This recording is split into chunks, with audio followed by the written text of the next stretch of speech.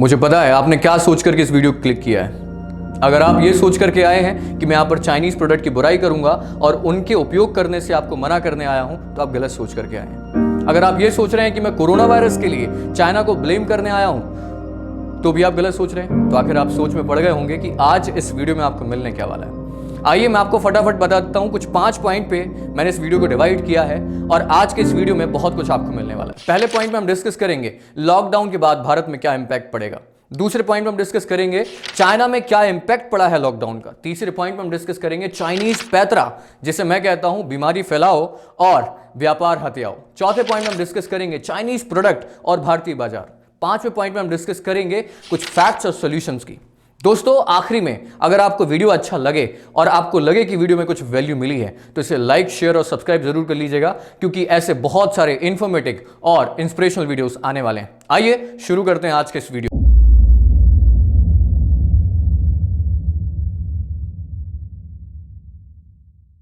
भारत में लॉकडाउन के इंपैक्ट कितना पड़ने वाला है, आइए जानते हैं कुछ इंडस्ट्रीज के माध्यम से।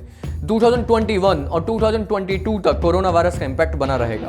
ऐसी कौन कौन सी इंडस्ट्रीज हैं जो एकदम से नीचे जाने वाली हैं और ऐसी कौन कौन सी इंडस्ट्रीज हैं जो एकदम स्थिर चलने वाली हैं या फिर ऊपर जाने वाली हैं। मैंने 16 इंडस्ट्रीज को 8 पार्ट में डिवाइड किया है। मैं आपको यहां पर दिखाऊंगा कि 8 ऐसी कौन सी इंडस्ट्रीज हैं जो कि बिल्कुल बहुत बुरी तरीके से क्रैश करने वाली हैं और वहां पर बहुत बड़ा रिसेशन आने वाला है, और 8 कौन सी ऐसी इंडस्ट्रीज हैं जहां पर मार्केट ना तो चेंज होगा, बस वहां पर हो सकता है तो बढ़ने वाला है। 2021 यानी कि पहले 6 महीने, 2021 के पहले 6 महीने में क्या इंपैक्ट देखने मिलेगा, बात करते हैं 8 और 8 इंडस्ट्रीज को डिवाइड करके। पहले उन इंडस्ट्री की बात कर लेते हैं जिन पर नेगेटिव इंपैक्ट यानी कि 2021 के फर्स्ट हाफ में नेगेटिव इंपैक्ट आने वाला है।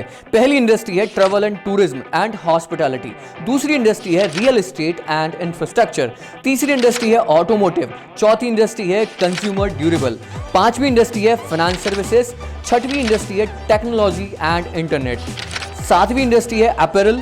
आठवीं इंडस्ट्री है retail and consumer services. 8 industries ऐसी इंडस्ट्रीज हैं जिन पर नेगेटिव इंपैक्ट पड़ने वाला है। दोस्तों मैं यहां पर आपको डरा नहीं रहा हूं, मैं सिर्फ आपको वो पॉइंट बता रहा हूं जिन पर बहुत तेजी से नेगेटिव इंपैक्ट पड़ने वाला है। इनमें से कुछ इंडस्ट्रीज ऐसी भी हैं जो 2021 तक के एंड तक भी इंपैक्टफुल रहेंगी। उनमें बहुत बुरी तरीके से मार्केट उनका क्रैश होने वाला है। अब मैं आपको दूसरी कुछ ऐसी बताऊंगा 8 इंडस्ट्रीज जिन पर कोई चेंज नहीं आने वाला है। मैं बात कर रहा हूं 2021 के फर्स्ट हाफ में जो ऐसी इंडस्ट्री जिन पर कोई चेंज नहीं आएगा, स्थिर रहेंगी या तो ऊपर जाएंगी। वो इंडस्ट्रीज कौन कौन सी हैं? वो इंडस्ट्रीज हैं बिजनेस एंड नॉलेज इंडस्ट्रीज, दूसरा कंज्यूमर एफएमसीजी, तीसरा इंश्योरेंस, चौथी एजुकेशन, पांचवी agriculture and food, IT and SaaS, pharmaceutical companies, media and entertainment, health care, equipment and supplies. पहले जो मैंने इंडस्ट्री बताई वो 8 इंडस्ट्री ऐसी हैं जिन पर बहुत नेगेटिव इंपैक्ट पड़ने वाला है। फिर मैंने आपको जो दूसरी इंडस्ट्री बताई उस पर ज्यादा इंपैक्ट नहीं पड़ेगा, या फिर उनमें से कई सारी इंडस्ट्रीज ऐसी हैं जो एकदम से ऊपर जाएंगी। दोस्तों फिर मैं आपसे कहूंगा कि मैं आपको यहां पर डरा नहीं रहा हूं,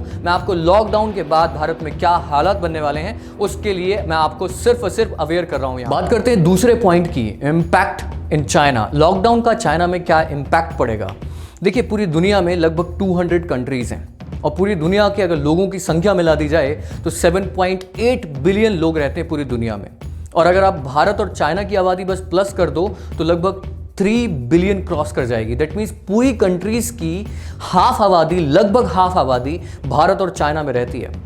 यानी कि भारत और चाइना पूरी दुनिया के लिए एक बहुत बड़ा मार्केट है, बहुत बड़ा यूजर बेस है, जिसमें चाइना इजीली किसी दूसरी कंट्रीज के बिजनेसेस को अलाउ नहीं करता है और भारत अलाउ कर देता है। As we all know China की इकोनॉमिक कंडीशन भारत की इकोनॉमिक कंडीशन से 5 गुना बेहतर है और चाइना पूरी दुनिया के लिए सेंटर बन चुका है और दूसरी कंट्रीज को मार्केट चला पाना चाइना के बगैर मुश्किल हो जाता है। ये बात है मैं 2 फैक्ट के अनुसार कह रहा हूं। Fact number 1, 28% of all goods of the whole world made in China. पूरी दुनिया का 28% जो हम गुड्स देखते हैं वो चाइना में बनाया जाता है। और अभी कोरोना वायरस की वजह से चाइना ने अपनी मैन्युफैक्चरिंग यूनिट्स बंद कर दी थी, जिसका असर आने वाले टाइम में बाकी सारी कंट्रीज में दिखने वाला है दोस्तों। और दूसरा फैक्ट है पूरी दुनिया का 50% स्टील, कोल और सीमेंट कंज्यूम करने वाला 2018 और 19 में चाइना इकलौता कंट्री है। कि पूरी दुनिया का ये कंज्यूम करता है। अगर चाइना ने ये लेना बंद कर दिया, कंज्यूम करना बंद कर दिया, तो पूरे ट्रेड जो है कोलैप्स कर जाएंगे। माय पॉइंट इज चाइना ज़्यादा मैटर करता है। दोस्तों, कोरोना वायरस को चाइना तो झेल जाएगा, लेकिन भारत के हालात बहुत गड़बड़ हो सकते हैं। अगर हमारी स्टेट गवर्नमेंट, सेंट्रल गवर्नमेंट और हमारी गवर्नमेंट पॉलिसीज़ स्ट्रिक्टली फॉलो नहीं करवाई गई और हमने अगर डिसिप्लिन नहीं दिखाया, तो हमारी कंडीशन बहुत बुरी हो सकती है। तो हम सबको मिलकर के इसके लिए तैयार होना है, क्योंकि चाइना ने अपने आप को तो तैयार कर लिया है, इस पर ज़्यादा इम्पैक्ट नहीं पड़ने वाला है, भारत पे बहुत ज़्यादा इम्पैक्ट पड़ने वाला है। तो हम सबको मिलकर के तैयार होना है। थर्ड पॉइंट है चाइना का नया पैंतरा, बीमारी फैलाओ और दूसरों का बिजनेस हथियाओ, वहां पर व्यापार बढ़ाओ। मैं आपको 4 रीजन बताऊंगा। पहला रीजन है नवंबर 2019 में कोरोना वायरस का पहला केस वहां पर आया था, जिसकी जानकारी ना तो WHO ने पूरी दुनिया को प्रॉपर्ली दी और ना ही चाइना ने इस बात को रिवील किया, जिसका खामियाजा पूरा वर्ल्ड, पूरी दुनिया भुगत रही है। दोस्तों, अब चाइना की बात करते हैं। सेकंड रीजन है चाइना में 82,295 टोटल केसेस आए और जिनमें से लगभग 3,300 लोग लगभग जिनकी डेथ हुई। और पूरे वर्ल्ड का आंकड़ा आप देखिए, लगभग 20 लाख लोग इंपैक्ट कर चुके हैं और 1,30,000 समथिंग लोगों की डेथ हो चुकी है, जो कि बहुत बड़ा इंडिकेशन खड़ा करती है, बहुत बड़ा क्वेश्चन मार्क खड़ा करती है कि ये त्रिशादी ये सिर्फ चाइना में नहीं, चाइना में बहुत कम इंपैक्ट छोड़ा है, बाकी कंट्रीज में इसने बहुत बड़ा इंपैक्ट छोड़ा है। दोस्तों, तीसरा रीजन आता है कि चाइना कमजोर पड़ रहे देशों को आर्थिक मदद के रूप में वहां के व्यापारों में अपना इन्वेस्टमेंट बढ़ा दिया है, और जिसने व्यापार में इन्वेस्टमेंट बढ़ाया है वो पीपल्स बैंक ऑफ चाइना है। चौथा reason, people's bank of China की जो एवोल्यूशन है, लगभग 3,21,000 करोड़ की एवोल्यूशन है। दोस्तों, आप सोच सकते हैं कितना धनी बैंक है, इसकी प्लानिंग कितनी अच्छी है, और ये जिन देशों में हेल्प कर रहा है, कहीं ना कहीं वो इसी बैंक, यानी कि इसका जो गवर्नमेंट का बैंक है, इसी बैंक के थ्रू इन्वेस्टमेंट हो रहा है बाकी कंट्रीज में। फोर्थ पॉइंट है चाइनीज प्रोडक्ट और भारतीय बाजार, इंडियन यूजर्स। दोस्तों, मैं आपको ये नहीं कहूंगा कि टिकटॉक चाइना कंपनी बनाती है, मैं आपको ये भी नहीं बताऊंगा कि PUBG भी चाइना की तरफ से है, मैं बिल्कुल भी इसकी बात नहीं करूंगा कि इंडियन स्टार्टअप्स में, बहुत सारे स्टार्टअप्स में चाइना ने इन्वेस्टमेंट किया हुआ है। मैं आपको सीधे बड़ी बेसिक चीज बताने वाला हूं जो मैंने ऑब्जर्व करी है, वो ये है कि चाइना, मैंने आपको ऑलरेडी बताया कि 28% ऑफ ऑल गुड्स पूरी दुनिया में चाइना सप्लाई करता है। अब सवाल ये आता है कि हम चाइना के इतने प्रोडक्ट को इतना पसंद क्यों करते हैं? दोस्तों, पसंद इसलिए करते हैं क्योंकि चाइना के प्रोडक्ट सस्ते होते हैं। अब फिर से एक सवाल खड़ा होता है कि चाइना के प्रोडक्ट इतने सस्ते क्यों होते हैं, वो इतनी सस्ते रेट में कैसे बेच पाते हैं? दोस्तों, उसके पीछे भी स्ट्रेटेजी छुपी हुई है।